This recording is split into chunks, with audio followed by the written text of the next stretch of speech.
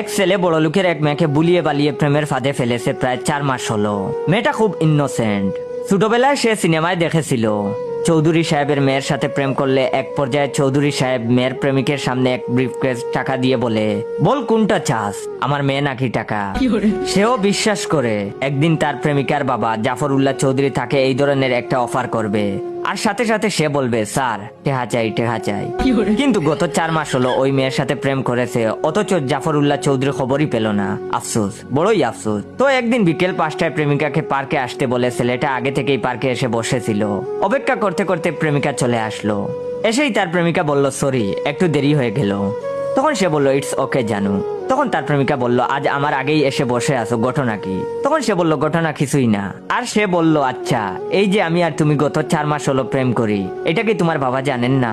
তখন সে বলল, না, আব্বু জানলে তো সর্বনাশ হয়ে যাবে, না জানাই ভালো। তখন ছেলেটা বলল, তার জানাটা খুবই জরুরি।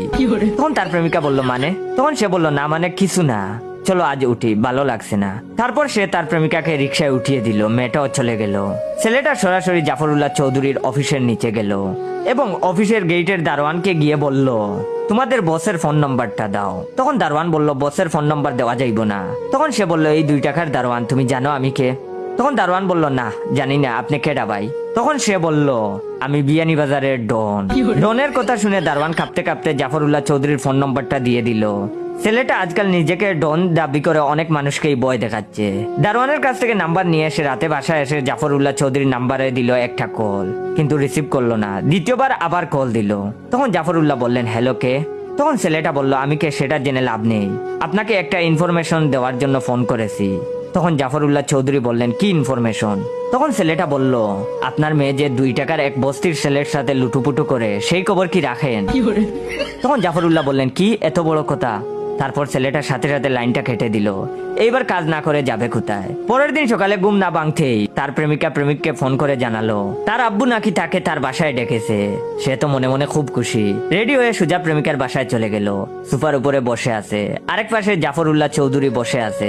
তাদের থেকে একটু দূরেই তার প্রেমিকা দাঁড়িয়ে আছে। জাফর উল্লাহ চৌধুরী তখন তার মেয়েকে বলল, যা তোমা একটু চা করে নিয়ে আয়, অনেকদিন তোর হাতের চা খাই না। ছেলেটা বুঝতে পারছে মেয়েকে পাঠিয়ে দেওয়ার কারণ হলো জাফর উল্লাহ চৌধুরী এখন তাকে অফার করবে, টাকার অফার। তখন জাফর উল্লাহ চৌধুরী বলে উঠলো, এই ছেলে তোর বাসা কোথায়? তখন ছেলেটি বলল, জি মীরাবাজার বস্তিতে। আসলে ছেলেটি তখন মিথ্যা কথা বলছিল। তখন চৌধুরী সাহেব বললেন, তোমার বাবা কি করে? তখন সে বলল, আগে রিক্সা চালাইতো, এখন গাঁজা খায়। এটাও আবার মিথ্যা কথা। তখন তিনি বললেন, তোর মতো ছোট লোকের সাহস কি করে হলো আমার মেয়ের সাথে প্রেম করার? তখন তার সিনেমার ডায়লগ গুলা মনে পড়ে গেল।